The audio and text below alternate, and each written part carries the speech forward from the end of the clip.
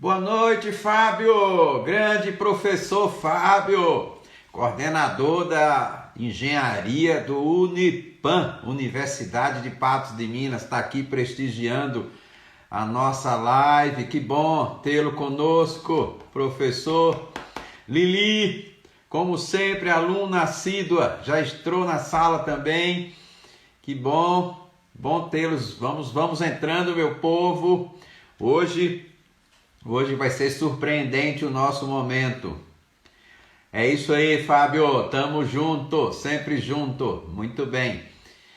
Sejam todos muito bem-vindos. Nós vamos ter um bate-papo hoje sobre carreira, sobre propósito, sobre performance. E meu convidado Mário Rondon. Vocês vão se surpreender, tá? O Mário, comandante da aviação aérea, é o cara piloto, mas não é piloto de aviãozinho teco-teco pequeno não, gente, é aviãozão grande, tá? Ele vai já falar sobre isso. Renata, bem-vinda, querida. Muito bem, que bom. Vamos aqui aguardando a solicitação do Mário, para que ele se conecte conosco. Alfredo, bem-vindo também. Hilder, que bom. O Mário já enviou aqui a solicitação, gente. Eu vou conectar o Mário Rondon, tá? Todos sejam bem-vindos. E vamos começar esse nosso encontro. Conectando aqui o Mário.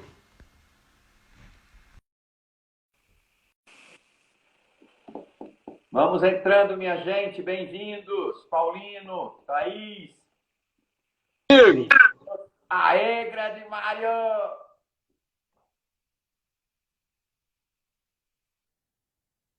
Como é que você tá? Tudo bom? E você, como vai? Bem, graças a Deus, é uma honra estar aqui contigo, aqui, ajustando essa câmera aí. Vamos lá, vai ajustar. A honra, você é meu convidado. Você é meu convidado, a honra é minha. Vamos lá. Obrigado pelo convite, muito obrigado. Ô Fábio, o Fábio que tá, o grande colega, mas Fábio, a gente fez a disciplina do professor Luiz Síbios, filosofia da educação, do mestrado. Olha, prazer estar te reencontrando aqui também, um grande prazer estar contigo aqui, conversando, esse convite do Aliás, Alexandre, maravilhoso. e eu falei para você hoje à tarde que o Fábio tinha mandado aquele grande abraço. Foi uma super coincidência, porque o Fábio tá, poxa, comigo aí já tem 3, 4 anos aí, né, Fábio? Foi participante da formação de líderes.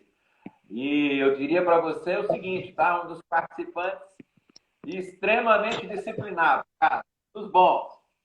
Olha, não tenho dúvida, além de uma pessoa maravilhosa, um profissional excelente. E saber que ele está contigo, então aí está em boas mãos, excelente, caminhando junto aí, voando, né? E como é que o mundo é pequeno, né, Alexandre? É, nossa, o mundo é pequeno, cara. A gente não pode fazer muita coisa nesse mundo, não, porque É verdade, é verdade. Mesmo que a gente está em épocas de Covid, a gente vê como é que nós estamos conectados, né, nessa história toda. com certeza. Eu tenho que registrar a presença de algumas pessoas aqui que também foram alunos meus, queridos. Aqui está a Tassiana do Gestão de Pessoas do Grupo Cotemig, está aqui na sala. O Arley Matheus, executivo no Cicobi, Central lá em Belo Horizonte. Muita gente boa. Renatinha, né? A Renatinha está aí também. Beijo, Rei. É, Senti sua falta hoje na reunião nossa, hein? De gestão.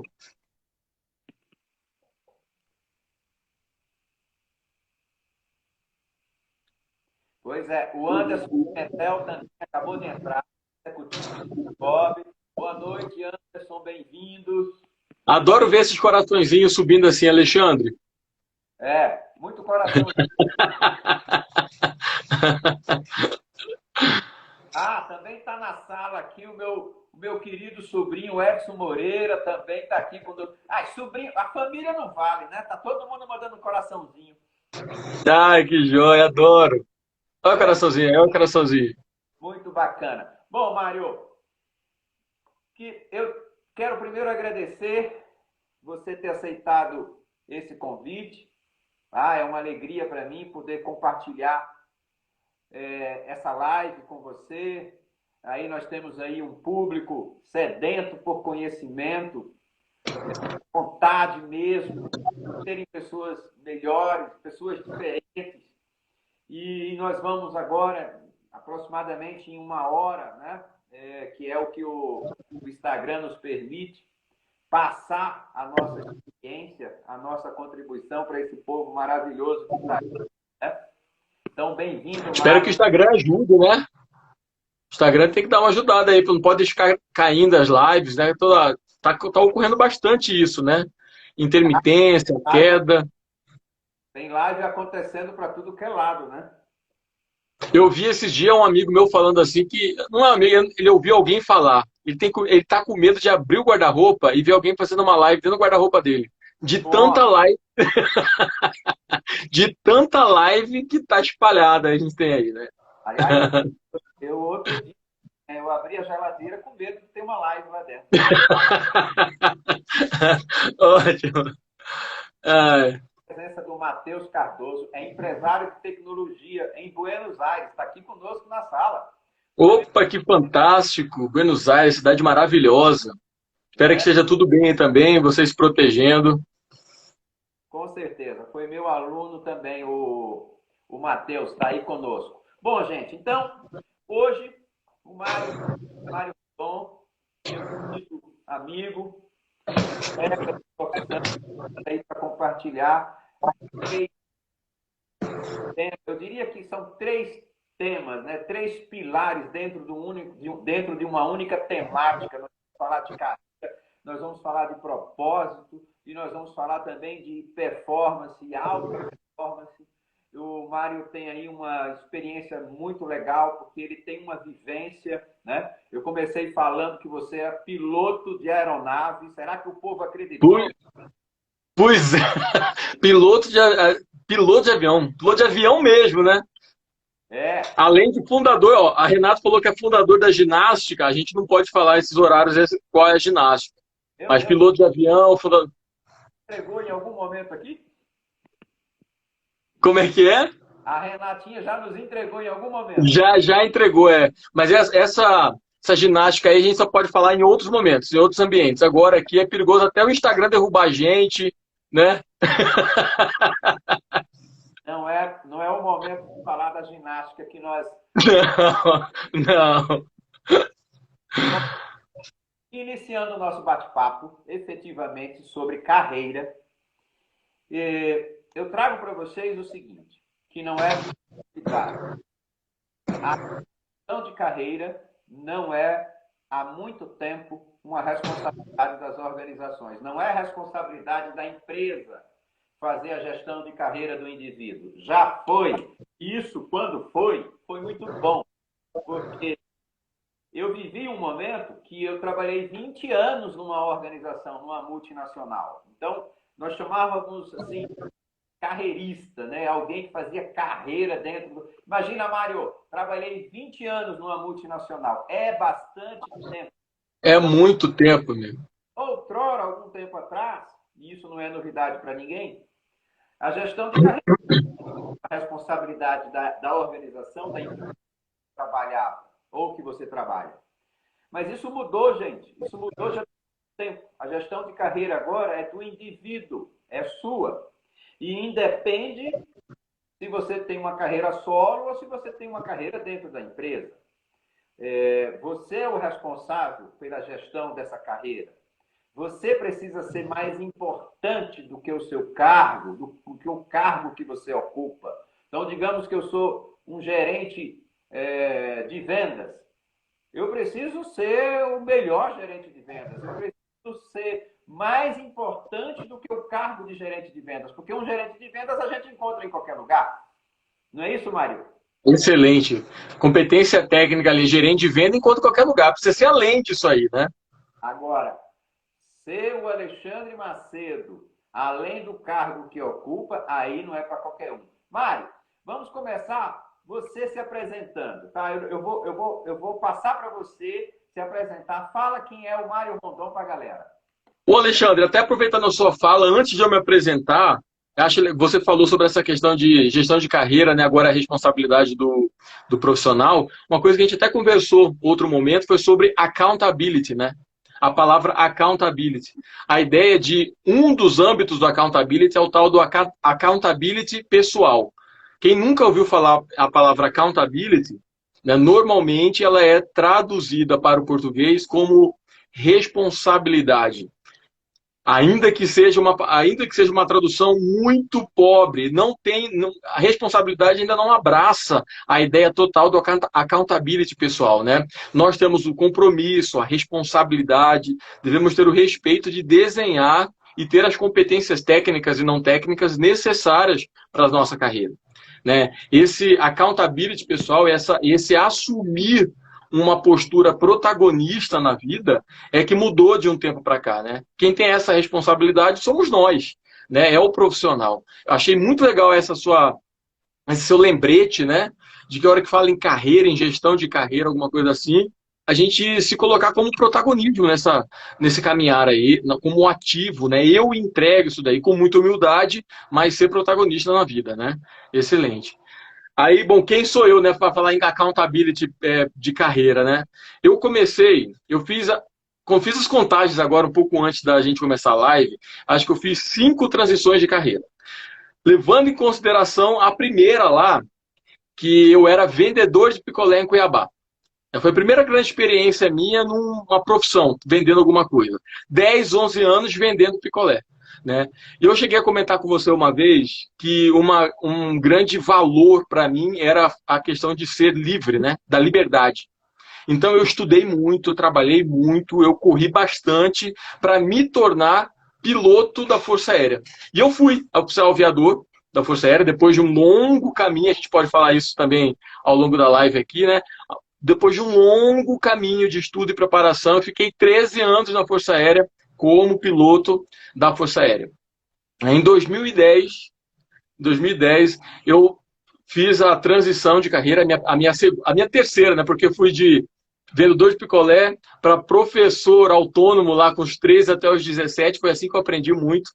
Aí dos 17 eu fui para a academia militar, fiquei dos 17 até os 30 anos ali como piloto militar. Depois, lá com 30 anos, saí. Saí para fazer o quê? Ficar desempregado, minha galera. Saí para ficar desempregado. Né? Tava falando isso pro Alexandre, ele falou, não é possível. Eu falei, pois é, olha, saí da Força Aérea para ficar desempregado. E teve muita gente que falou, Mário, seu louco, maluco. Das duas, uma, ou você é louco realmente, ou você ganhou na loteria. E você está escondendo para a gente que você agora é o novo milionário da praça e está optando para sair da FAB, né? Quem em sã consciência, depois de ter trabalhado tanto, depois de 13 anos de Força Aérea, ia pedir para sair da FAB, pedir demissão da FAB. O Alexandre até falou, nem sabia que tinha possibilidade de demissão, né, Alexandre? Você vê que tinha a possibilidade de ser expulso, né? De ser expulso, agora demitido, né? E aí eu pedi demissão e foi meu pedido, né? Eu pedi demissão, saí da FAB em janeiro de 2010. Isso sem falar para minha família. A decisão foi minha. Eu só falei para minha família num dia depois. Ei, Igor, como é que tá? A Igor entrou, a Clarinha entrou, que eu não falei, o João entrou aí também, não sei se está aí também, os amigos, o AB Pneus. Bom estar com vocês aqui, obrigado pela companhia de vocês aqui na live do Alexandre, né? Nós estamos juntos aqui, né? Então aí eu saí da FAB e fiquei desempregado por 6 meses. Né? Foi um tempo, a gente vai falar um pouco mais aí, foi um tempo assim, árduo, sabe? Tanto um ano e meio antes de tomar a decisão, como também esses 6 meses, né, de 2010, ali, o primeiro semestre de 2010. Foi bastante desafiador, né? E aí, lá para junho de 2010, eu fiz uma outra transição, que eu coloquei o meu currículo de novo no mercado. Falei, não, peraí, quem que eu sou nessa história toda?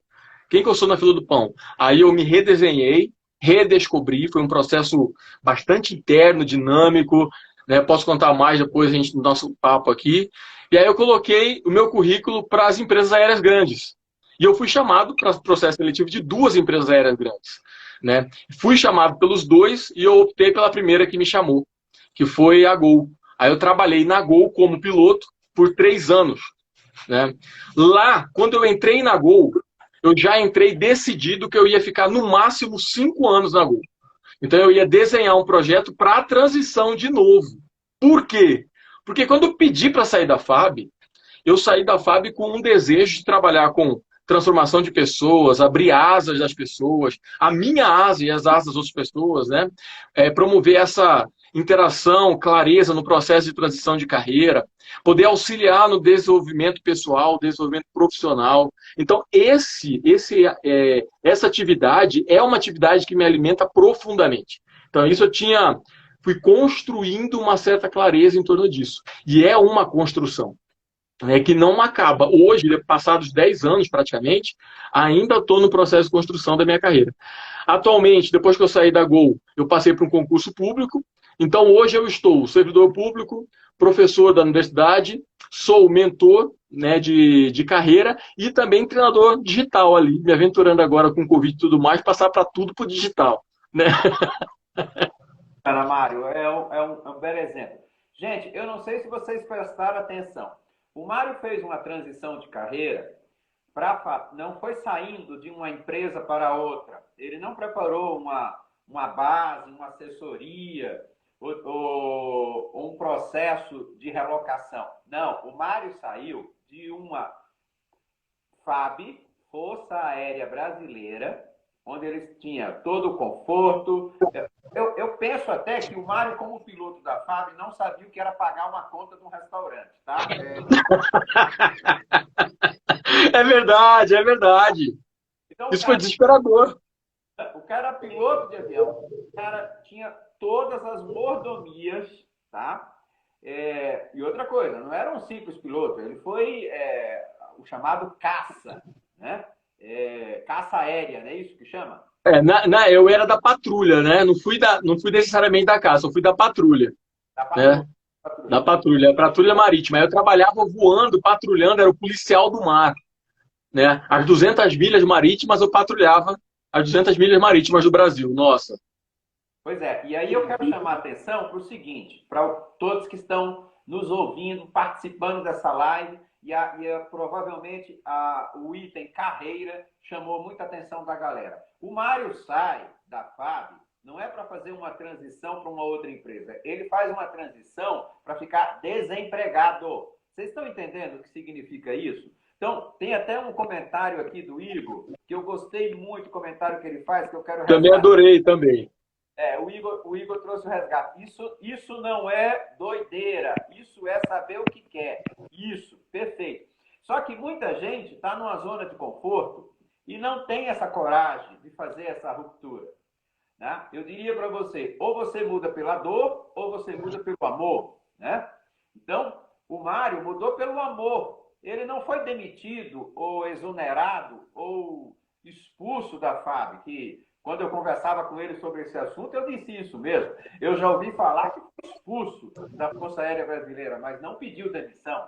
Então, ele pede demissão, ele acredita no potencial dele e ele constrói uma nova carreira. Gente, isso é importante que a gente traga essa vivência, essa experiência, porque nós estamos vivendo um momento de muitas incertezas. Nós estamos vivendo um momento de muita insegurança. Espera aí, calma, que eu tenho que registrar a presença aqui do Daniel. O Daniel foi meu aluno também, ele está em Poços de Caldas. Daniel, se você ainda tiver... Opa! Tá? Bem-vindo, Daniel, bem-vindo. Está aí conosco. Então, e o Igor continua contribuindo. Clareza... Não, isso aí, muito bem. O Edson Moreira está falando. O Mário literalmente empurrou a vaquinha. Isso! Empurrei a vaquinha, olha. Cheguei na beira do abismo, não empurra que eu tô na beira. Peguei, joguei a vaca, peguei o paraquedas, joguei o paraquedas também e saí atrás deles. Olha, assim, alguém falou aqui foco nos objetivos também. Eu não lembro quem falou exatamente, foco nos objetivos. Eu acredito que tenha foco nos objetivos, mas nem sempre a gente tem tanta clareza no objetivo em si, levando em consideração o conceito do objetivo. A gente tem uma sensação, né? A gente tem um misto de, pô, tá faltando alguma coisa, tá? Eu preciso de algo. A Renata colocou alinhamento de valores, eu acho fundamental, né? Quer dizer, eu tenho aquilo que eu acredito e eu quero ir em busca disso. Muitas vezes a gente nem sabe o que é. Necessariamente eu não sabia como eu ia trabalhar essa minha intenção de ajudar as pessoas, de promover esse trabalho de mentoria, de coaching, de alinhamento, de psicologia positiva, né, de desenvolvimento profissional e humano. Eu não sabia como isso ia acontecer, mas eu tinha certeza que era isso que eu queria trabalhar. Eu quero trabalhar com isso, né? Isso faz com que eu me sinta vivo, né? Eu gosto muito da palavra tesão, ao invés da paixão, mas tesão, né? Eu até tenho tatuado aqui, é um T grande, né? É um T grande. Se bem que isso aqui não é um T grande, isso aqui é o tal de São Francisco. Né? Que São Francisco, para mim, é um outro sinônimo de alguém que jogou tudo para trás e foi atrás de alguma coisa que ele acreditava imensamente. Né? Com um detalhe e um ingrediente bem desafiador. Só larga, porque ele era de família nobre, rica. De família nobre. Ele larga tudo para ser alguém pobre. Ele larga a favor da pobreza. O que muita gente não quer sair da pobreza. Exato. E é desafiador, né? É desafiador. Abandonar tudo, largar tudo. Eu estava conversando com a Clara sobre as questões dos meus medos com relação a esse abandono. Assim, eu senti muito medo, muita angústia, o que vai acontecer depois, e como é que vai ser nos 6 meses que depois que eu fui demitido, muitos desafios na minha cabeça, lutas e brigas internas com os meus sabotadores, que hoje, inclusive no processo de mentoria que eu faço, é um dos elementos que eu trabalho bastante, né, no processo de resgate de abundância dos nossos recursos. Mas nem sempre a gente tem claro da razão pela qual nós estamos fazendo essa transição. Mas a gente tem um misto. Eu não sei se vocês já leram um livro Em Busca de um Sentido, né, do psicólogo, do professor Viktor Frankl. Ele é o ele é o fundador da logoterapia. E aí, quando a gente vive o sentimento de que falta algo, é como se a gente estivesse vivendo numa régua entre a frustração e o vazio existencial. Né? Às vezes você se sente frustrado, às vezes você se sente que falta alguma coisa. Né? Entre a angústia de que, pô, eu não tô feliz, sabe? Não faz sentido eu estar aqui para mim, eu não estou me sentindo útil, e o vazio do fala, pô, o que eu preciso fazer além disso que eu tenho? Então eu vivi um bocado de tempo, em alguns momentos me pego assim, porque a gente pode estar feliz, mas insatisfeito com algumas coisas, né? Precisa querer alguma coisa a mais. Então, a gente pode ter essa noção.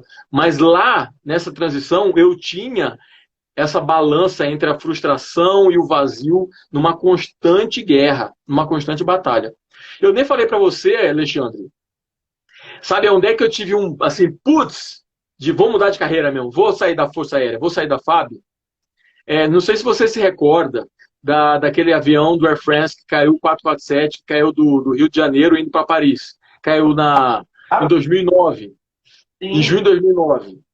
Então, nesse dia que ele caiu, eu estava de sobreaviso lá em Belém, como comandante operacional, e eu fui acionado para iniciar as buscas lá em Fernando de Noronha. Então, eu fui acionado e fui para Fernando de Noronha, fiquei 15 dias ali. 15 dias lá em Noronha buscando avião. Né? Chegou uma hora que eu já não era mais a patrulha que buscava, mas era o posto de comunicação. E no período que a gente estava lá, encontraram as primeiras partes da aeronave, depois ocorreu o resgate. E eu tive a possibilidade, triste e boa para mim, de certa forma, a missão foi bonita, mas a razão foi triste, de verificar assim, poxa, teve história que eu vi de um casal de idosos que estava indo para Paris pela primeira vez para comemorar suas núpcias, o casamento. Eles deixaram a vida inteira para viajar para Paris e morreram na ida.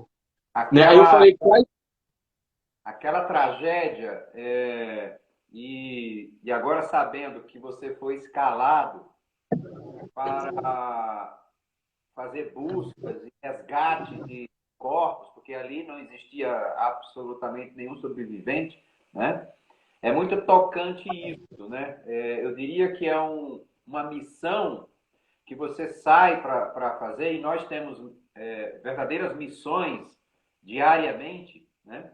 Que é aí onde a gente faz as grandes reflexões de vida, né?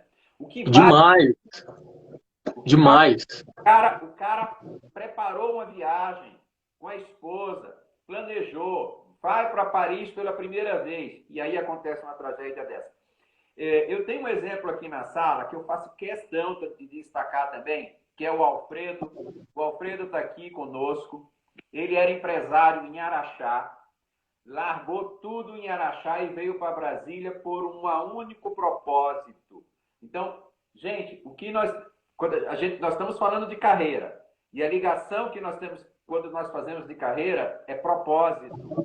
Então, assim, é sair da zona de conforto. E o Alfredo é meu amigo pessoal, está aqui conosco. O Mário, o cara largou tudo, certo? O Araxá é onde tem aquelas águas termais, né? Não é? Sim, é lá mesmo, é lá mesmo. Então, Ele largou aquela terra maravilhosa lá, não sei como é que estava a dificuldade dele, ou a situação, ou o propósito, né? Porque pro propósito a gente larga tudo mesmo, né? Não faz sentido.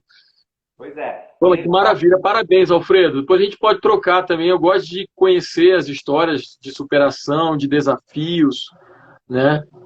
Parabéns. Empresário da área de saúde, clínica de odontologia. Largou tudo, veio para Brasília e vai começar um trabalho novo aqui. Então, assim, Sucesso, muito sucesso. Nós temos inúmeros. A minha esposa atualmente está numa transição de carreira também, formou em gastronomia, sempre foi muito bem sucedida no mercado de trabalho, sai do mercado de trabalho para se dedicar à nossa filha e agora está voltando aos poucos, né? E o Alfredo colocou isso para você, vamos nos falar. Pois é, já tá. E ela está justamente agora no plano de negócio, no planejamento estratégico, em plena crise, hein? Em plena crise. Eu tenho incentivado isso bastante. Eu tenho uma primeira pergunta para você, que, aliás, Mário, desde que começou a pandemia, eu me remeti para dentro de casa no dia 12 de março, precisamente, e no dia 17 nós começamos o que eu chamo de executivo, a jornada. Então, nós estamos fazendo 2 lives por semana, sempre trazendo um tema novo, sempre trazendo um convidado. Então, sempre está acontecendo nas segundas-feiras e nas quintas-feiras. E eu tive uma grata alegria de conseguir encaixar você na sua agenda, e isso tem sido muito bom. E aí, a gente já conversou, da gente se contextualizou sobre carreira. Fala para a galera agora, na sua opinião, o que é uma boa gestão de carreira?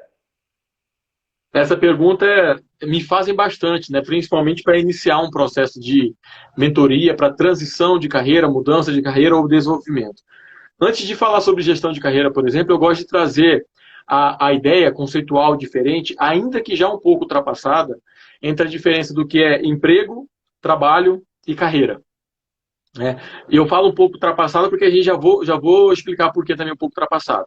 Mas é legal. E para falar a diferença entre emprego, trabalho e carreira, eu gosto daquela metáfora que, se nem todos conhecem, pouquíssimos desconhecem a metáfora dos 3 pedreiros.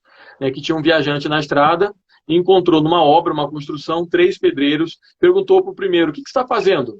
E o primeiro falou: estou quebrando pedra.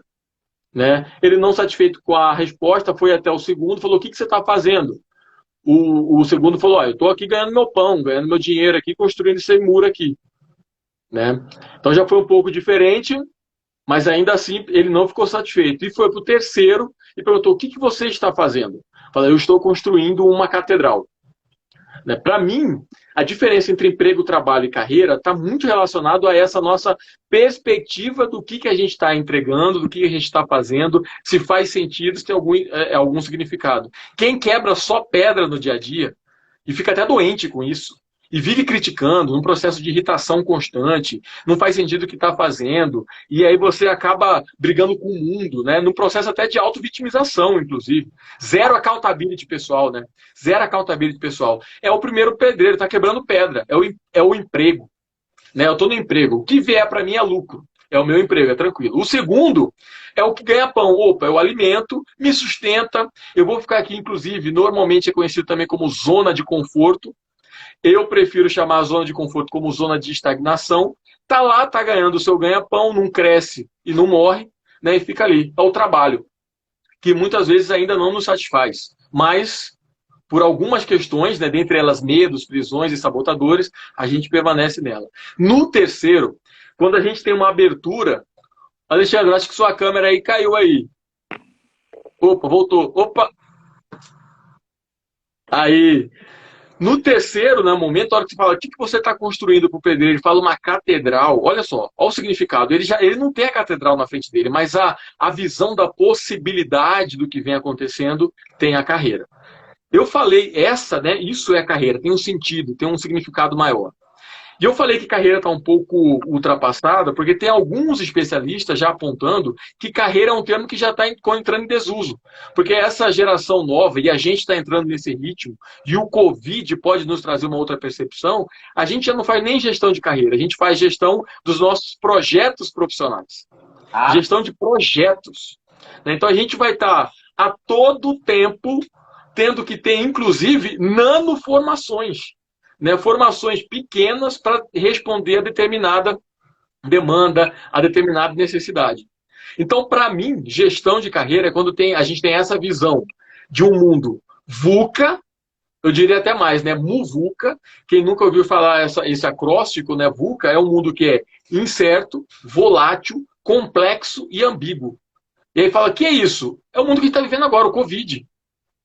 O Covid fez com que tudo mudasse, fossem exigidas novas habilidades, novas competências. Quer dizer, a gente precisa abandonar a nossa ideia de segurança. Segurança é uma ilusão, né? A gente precisa ter clareza da nossa capacidade em ficar construindo e reconstruindo frente aos desafios, frente às mudanças, o que faz sentido para a gente. Normalmente a gente chama de carreira, né? Eu prefiro falar como Ikigai. Né? A palavra Ikigai é uma palavra que vem da expressão japonesa que traz a ideia de razão de viver, razão de ser. Né? Então, gestar a nossa carreira, gerir a nossa carreira, gerir o nosso senso de entrega, de missão na vida, é você buscar viver o Ikigai. Eu acho isso fantástico. Isso, para mim, meu amigo, é gestão de carreira. Né? Ainda que pareça ser etéreo, é o nosso desafio. Para a gente sair desse momento de frustração, de vazio existencial. Eu encontro muitas pessoas, servidores públicas ou não, porque na Gol, piloto lá, pô, uma profissão maravilhosa, linda, é linda realmente, é cansativa, demanda muito da gente, e quem está lá está feliz. Nem todo mundo. Eu vi lá pessoas reclamando. Falei, gente, o que você está fazendo aqui ainda, pô? Vai ser feliz, vai buscar outra coisa. Não, mas onde é que eu vou ganhar o que eu ganho aqui lá fora? Tá, medo, prisão, né? Como a gente vai falar mais para frente também, né? Prisão do que está segurando. Eu fico me remetendo assim à mente no momento que você, quando piloto da Gol, né, já estava na aviação comercial, e você montava naquela máquina com a responsabilidade de transportar 200, 300 pessoas, né? Então, veja o que é realmente o propósito tá, envolvido nisso. E você colocou muito bem, adorei a resposta sobre gestão de carreira. Aliás, no início você traz o accountability. O accountability, de fato, não tem tradução absolutamente nenhuma próxima do nosso idioma, mas o accountability faz essa ligação da responsabilidade, da prestação de conta, do que efetivamente você faz. E quando você fala de carreira, e você falou muito bem da gestão de carreira, esse link com o propósito, que é o que nós vamos adentrar agora há pouco, nós temos que entender que nós temos dois tipos de propósitos. Nós temos um propósito pessoal, individual, mas também nós podemos nos envolver num propósito massivo, um propósito transformador massivo, onde possa envolver muito mais pessoas. Muito tempo para conectar o meu propósito transformador massivo. E hoje encontrei, é uma alegria. Eu diria para você que, como o Mário traz sobre a experiência japonesa, né? Eu me encontrei na minha felicidade, na minha alegria. Então, assim, por quê? Porque o meu propósito é um propósito das pessoas. Eu trabalho para transformar uma sociedade, para ajudar uma sociedade. Quando eu encontro um cara como o Mário, e eu encontrei o Mário numa situação assim, muito, né, Mário? Você deve lembrar. No aniversário da Clara. O aniversário da Clara. O aniversário da Clara, lindo aniversário, maravilhoso. Foi um happy Essa hour. mulher também maravilhosa, Clara, foi fantástico. Eu diria para vocês o seguinte, que eu tenho uma lembrança do aniversário dela, que ela fez um happy hour final de tarde.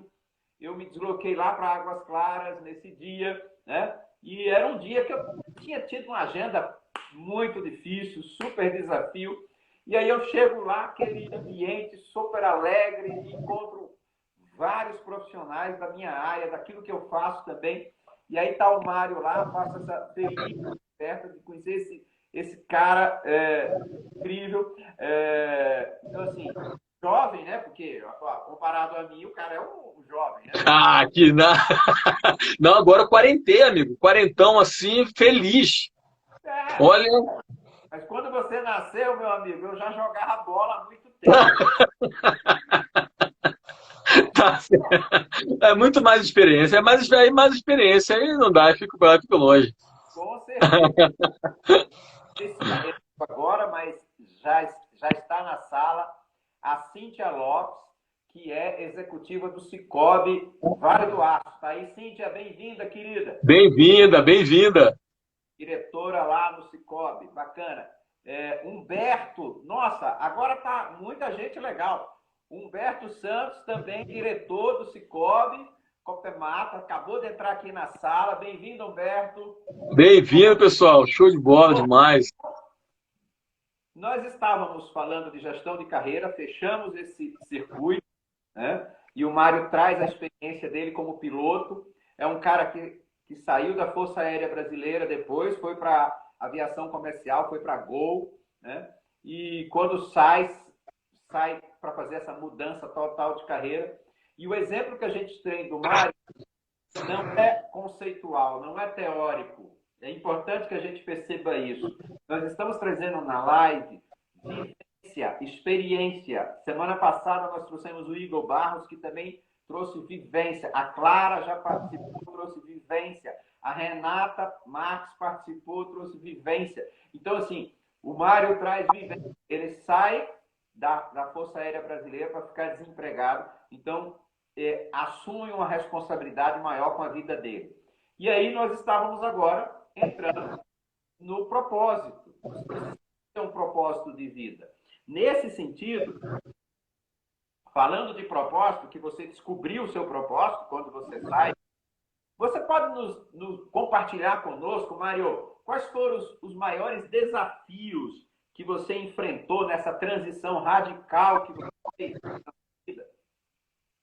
Amigo, a gente enfrenta muitos desafios e assim, eu não sei se a gente para de tê-los depois também, mesmo quando a gente tem uma clareza maior, né, disso que a gente chama de propósito, né? Como eu falei para você, falei para a gente aqui na live no início da nossa conversa, a gente vem no processo de construção do propósito. O propósito é construído, né?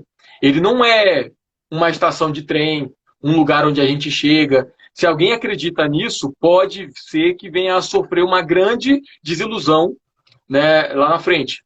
Então, é interessante que a gente saiba aproveitar a jornada, né, e reconheça as pequenas coisas nesse caminhar.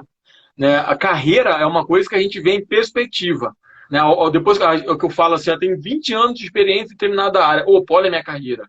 Mas veio uma construção e às vezes eu não tenho certeza disso. E por falar em certeza, esse é um dos grandes medos que a gente vive quando vai fazer qualquer processo de transição de carreira. Medo, prisões, sabotadores, né? Que prisão? Diga lá, amigo. Escravidão. Escravidão. Escravidão, assim, a sensação de escravidão de estar preso e não fazer nada diferente é imensa, né? Imagina, não sei se aqui o pessoal vai ter idade, talvez tenha, que assistiu o Superman, o original, lá do Christopher Reeve, né? Lá do Christopher Reeve, um dos episódios dele, que ele vai até como fala? A casa dele no Polo Norte, não sei onde é que fica a casa dele, Groenlândia, não sei onde é que fica, né? A Fortaleza do Silêncio. E aí ele pede para serem retirados os poderes dele. Ele vai lá, perde poder e sai, e chega num bar e leva uma porrada. Um filme bem antigo do Superman. Quando eu saí da Força Aérea, eu me senti mais ou menos assim. Eu entrei na Força Aérea com 17 e saí com 30. Quem eu era fora da Força Aérea. À época, logo que eu saí, praticamente eu me considerava um nada. Foi um processo de redescoberta. Então, o medo de não dar certo, o medo de me frustrar nessa caminhada, o medo de, gente, o que vai acontecendo na frente? Né? O medo de não estar dando valor a toda a história que eu tive, o medo de ser taxado pelas pessoas e por mim como fracassado. Então, são grandes prisões e sabotadores que nos escravizam, né, nos deixam aprisionados. E isso acontece com muita gente. Não é à toa que, por mais que tenham pessoas que tenham essa sensação de que eu preciso mudar alguma coisa no meu setor, no meu trabalho, no que eu estou fazendo. E quando eu falo transição de carreira, pessoal, não precisa necessariamente sair do trabalho e ir para outra coisa, né? 180 graus diferente, não precisa ser uma coisa diferente, não.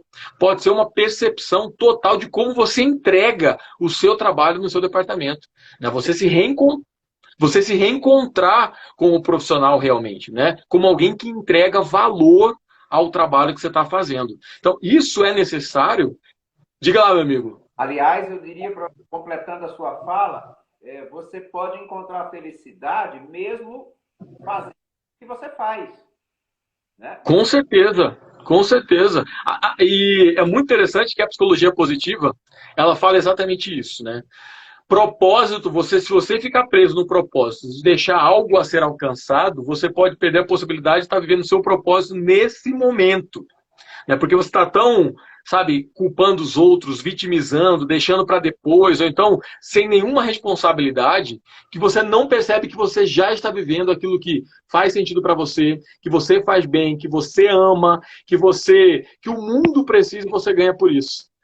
Né? E aqui faz sentido, Alexandre, a gente trazer a definição do que é o Ikigai, né? Da flor de lótus, que é o Ikigai. Alguém colocou aqui motriz de vida. Motriz de vida, né? Alguém colocou aqui motriz de vida. Ikigai, razão de viver, razão de existir, razão de ser. Né? São 4 elementos que compõem o nosso propósito. 4 elementos. Quais são eles? Você fazer o que você gosta, fazer o que você ama e você gosta. Fazer o que você gosta bem é o segundo elemento. Fazer o que você ama e gosta. Fazer bem isso daqui. Fazer o que o mundo precisa. Ser útil para o mundo. Então, fazer o que ama bem, o que o mundo precisa e ser pago por isso. Quando você encontra esses 4 elementos aqui, esses 4 elementos juntos é o seu Ikigai. Agora, uma coisa que muitas vezes a gente vive preso, porque a gente vive na era do espetáculo, né? Na era da realização. A gente tem que tomar cuidado, porque esse fazer o que você ama não é uma questão de mimimi. A gente pode passar a amar o que está fazendo. Isso é maturidade. Então, a gente dá sentido ao trabalho que a gente está realizando. Isso se chama maturidade. A gente crescer dentro do nosso trabalho. Né? Amar o que a gente faz e fazer isso aí muito bem, e entregar para o mundo aquilo que ele precisa dentro do seu contexto e ainda ser pago por isso. Poxa, isso aí é muito feliz. Quando eu estava na Força Aérea, eu era pago, o mundo precisa, pelo menos eu considerava que o mundo precisava do meu trabalho, né? O país precisava do meu trabalho, eu considero isso, constitucionalmente, pelo menos falando. Fazia bem e gostava. Mas faltava alguma coisa, não era um amor, não era o tesão que estava ali. Não tinha o tesão, tinha alguma coisa faltando. Essa era a questão que faltava ali para mim. Né? E quando eu peço, eu penso, falo, eu preciso preencher isso que me está faltando aqui, aí me dá coragem para enfrentar esses medos, né? Medo de fracassar, medo de não dar certo, medo do incerto. Né? Você imagina, 13 anos como militar, Alexandre, um dos paradigmas que eu vivia era o paradigma da segurança.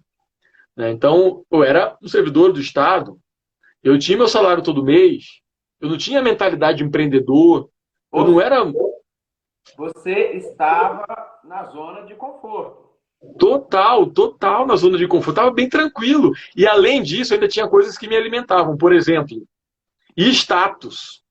Se a gente é alimentado por status, algumas pessoas compram o status e por mais frustradas ou vazias que estejam se sentindo, são alimentados por status e ficam ali. Né? Entrou outro amigo meu ali, o Ryan, a Tainá entrou aí, a Tainá Fidelis, sejam bem-vindos. Então, assim, o status é uma coisa que na Força Aérea, no caso do meu exemplo, né? E aí as pessoas podem transcender para a sua realidade, pode ser qualquer tipo de status. Por exemplo, vou colocar uma carreira aqui que tem um status elevado, vamos supor, você é um juiz federal. Aí você deixa esse juiz federal para vender coco na praia. Né? Como existe o caso. Né? Coco na praia. Gente, mas não faz sentido. Não é uma questão lógica. Cara, não é uma... quando eu cheguei em Brasília, essa sua fala me remeteu a 1998, quando eu cheguei em Brasília, executivo da 3M.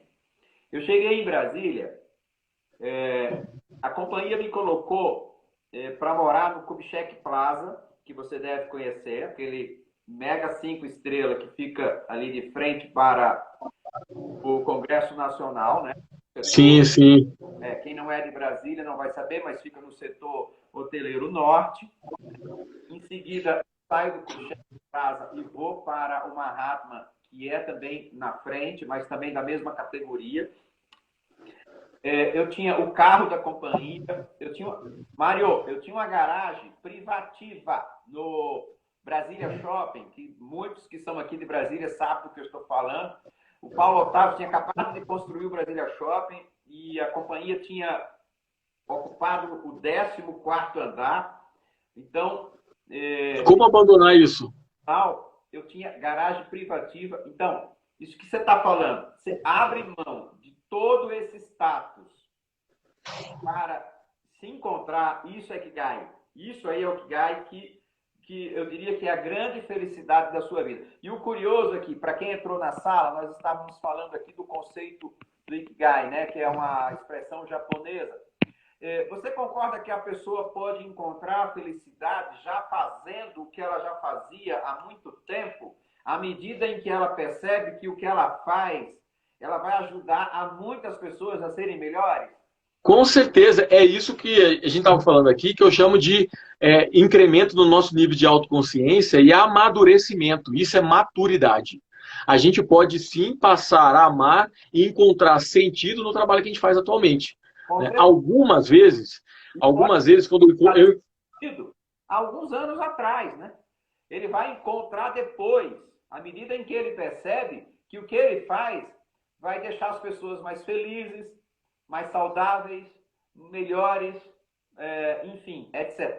Eu quero registrar aqui o comentário da Sara, grande profissional da área de RH, que ela diz o seguinte: quando a gente encontra nosso propósito, aprendemos a lidar de maneira diferenciada com os desafios. Caraca, nossa, que frase, Sara!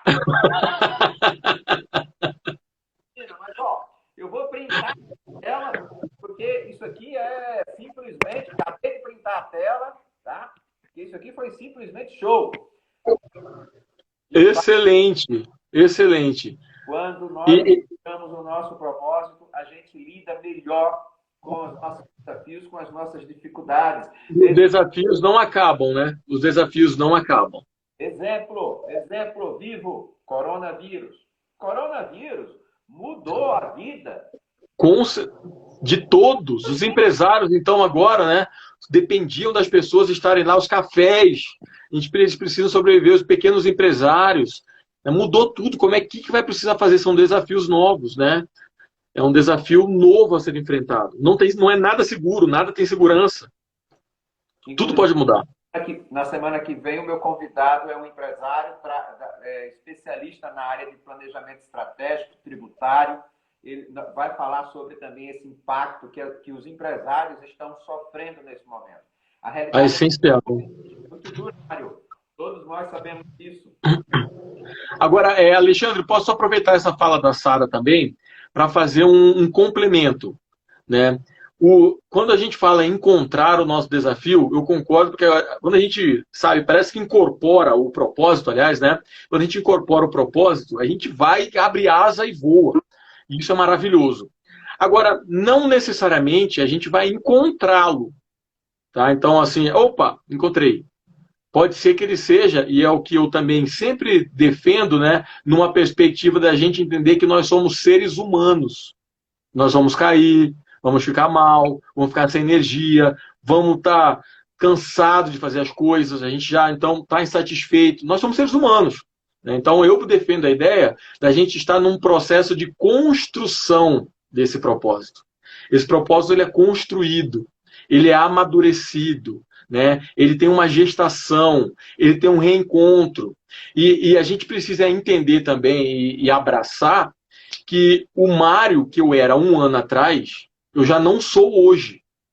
Então, de repente, algumas das minhas prioridades lá atrás já não são hoje. E se eu ficar preso na ideia, eu quero aquilo, eu quero aquilo, eu quero aquilo, eu quero aquilo, pode ser que eu esteja perdendo tanto a viagem quanto a possibilidade de aumentar, né, as minhas possibilidades, né? Meus cenários, as minhas idas. Né? Então é fundamental que a gente se entenda como ser humano, primeiro de tudo, somos seres humanos, podemos ficar maus, tristes, frustrados, vamos sentir ansiedade, e não tem problema. Não tem problema nenhum, pelo contrário. E se a gente, não estou encontrando meu propósito, estou encontrando meu propósito, quanto maior foi o nível de ansiedade, às vezes mais cego, mais turva fica a nossa visão. Né? Então, a permissão da construção é muito, vou dizer, é um alto amor, um alto respeito muito grande e necessário para a gente, né? Isso faz bem. Agora, se a gente encontrar, por exemplo, incorporei meu propósito, pô, amigo, Madre Teresa de Calcutá, por exemplo. Madre Teresa, amiga, será que ela tinha dúvida do que ela estava existindo nessa vida? Ela tinha dúvida? Não tinha. Ela só tinha dúvida de como ela ia fazer. E assim mesmo ela ia com a cara e coragem, ó, e ia embora. Era ela o próprio propósito, sem dúvida. Nem todos nós, né? Nem todos nós, e aí eu me ponho nessa onda, incorporaremos assim, né? Como ela, e é um exemplo, esse propósito, né? Aí a gente pode ir construindo. Então, tanto o encontrar quanto o construir é uma permissão que a gente pode se dar, né? Para a gente não viver no engessamento, no estresse. Para que eu valho nessa vida se eu não vivo o meu propósito? E aí fica aquela coisa de eu nem vivo o propósito, nem vivo o dia de hoje, sou demitido de todo o trabalho, ou saio de tudo sem nenhuma clareza. Isso pode ser cansativo. E eu, assim, aproveitando essa sua fala, eu costumo dizer o seguinte: nós temos, e aqui na sala, nessa live, as pessoas que estão aqui, elas também se enquadram nisso. Nós somos seres humanos, como você falou, e é muito legal quando a gente reconhece as nossas limitações, mas a zona de conforto, ela é muito confortável. Aliás, eu diria que ela é uma desgraça na nossa vida. Ela é confortável. E muitas pessoas aqui na sala há de concordar comigo e devem saber conscientemente que estão numa zona de conforto, mas querem sair dela. E alguns que estão na sala conosco, nos ouvindo, estão numa zona de conforto, mas de modo inconsciente, não sabem que estão. Então, duas situações. Você pode estar numa zona de conforto consciente, você sabe que está, você poderia fazer melhor, ajudar mais pessoas, e que o dinheiro fosse uma consequência para você. Tá? E você também pode estar inconscientemente numa zona de conforto sem perceber que está. Nesse sentido, quando a gente vai sair de uma zona de conforto, quando a gente toma essa decisão, e o Mário traz o case dele, ele pede demissão da Força Aérea Brasileira, encontra o propósito dele e navega nisso. E eu quero acrescentar o seguinte: carreira, propósito, não existe topo. Quem tem, eu conheço um topo, é na montanha, né? Você olha para uma montanha, você encontra o topo, mas carreira não tem topo. Carreira você vai fazendo todos os dias, todos os meses. Então, quando você quer fazer uma ruptura, sair da zona de conforto, aí você encontra quem? Os medos. Os medos. E aí, Mário, eu queria ouvir de você quais são os medos que você tem ouvido mais das pessoas? Quais são as queixas que você tem ouvido mais das pessoas? Seja na vida pessoal, seja na vida profissional. Meu amigo, eu atendo nas mentorias de carreira, né, para transição e para desenvolvimento, e umas coisas que eu ouço bastante, percebo, é medo de fracassar, né? Então, começar alguma coisa e não dar certo, medo. Então, eu prefiro ficar na zona de conforto, eu chamo de zona de estagnação, né? O medo de fracasso. O medo de ser taxado, eu chamo aquela questão, medo de ser aquele que não deu certo, né? Então, olha lá, aquele ali não deu certo na vida. Isso aí, para mim, é uma ditadura, né? A gente tem que dar certo na vida. Isso é horrível. Me entristece profundamente. Então, tem o medo do fracasso, o medo da estagnação, o medo de ficar prisioneiro da nossa história passada. Sabe aquelas pessoas que só têm sucesso no passado? Quando eu fiz ali para trás, quando eu fiz ali... Não tem nada no presente, nada no futuro. Já não se permite viver, né? Medo da frustração, o medo de colocar todos os projetos e do nada mudar. Pessoal, vai mudar. Vai mudar. Se fizer sentido para você fazer a transição, viver a transição, mudar a sua performance, seu desenvolvimento de carreira, mesmo com medo, faça esse passo de forma serena e sábia. Não precisa nem ser como eu, né? Eu saí, tô desempregado. E agora? Fumou-se, né? Já era. Não precisa ser como eu. E nem fiz tanto assim. Eu deixei uma reserva para me manter por um tempo. Mas eu tive que reduzir drasticamente a minha qualidade de vida. Mesmo com esses projetos, com muito medo. Né? O medo de não dar certo. Oi, amigo. E o medo é humano, né? O medo faz parte.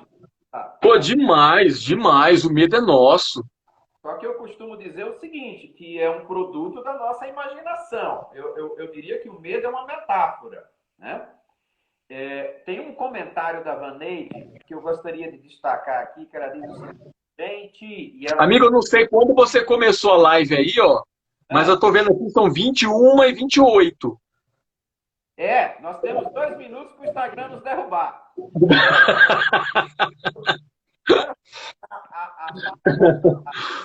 A Vaneide que diz o seguinte: gente, passei o dia triste, mas confesso que agora estou cheia de propósito. Que live maravilhosa! Que maravilha! Aí eu crio asas e voo aqui, olha. A minha camisa tá escrita aqui, deve estar ao contrário aí, ó. Para vocês, ame-se, né? A gente amar as nossas vulnerabilidades. A gente tem medo de... E o Daniel Franco registra que o Liderança Sustentável mudou a forma dele pensar e de agir, que é a formação que a gente aplica para os líderes. Bom... Maravilha! Roberto Santos diz: descobri o sistema cooperativismo de crédito. Estou há 15 anos, onde fiz minha carreira muito feliz. Aliás, eu tenho orgulho de conhecer o cooperativismo, de trabalhar com eles, porque é realmente o melhor caminho. Bom, gente, o Instagram está nos avisando que nós temos 40 segundos para fechar. Mário, nós vamos ter que fazer outra, meu. Vai ser um prazer, amigo. Pessoal, é importante, eu só queria deixar assim, olha, permitam-se viver na sua totalidade, todos os seus potenciais. Quando a gente não permite isso, a gente vive a nossa infelicidade. Então, se você está se sentindo frustrado, vazio, dá uma olhada aqui que é isso. É humano, é normal, mas viva a sua totalidade, a sua plenitude, todos os seus potenciais. E vai dar medo, tá? Vai dar medo, vai dar cagaço, a gente vai ter medo de ser ridículo, de parecer. Vai dar Bom, medo, mas vai. eu tenho 5 segundos para agradecer a vocês. Gente, valeu. Um beijo. Mário!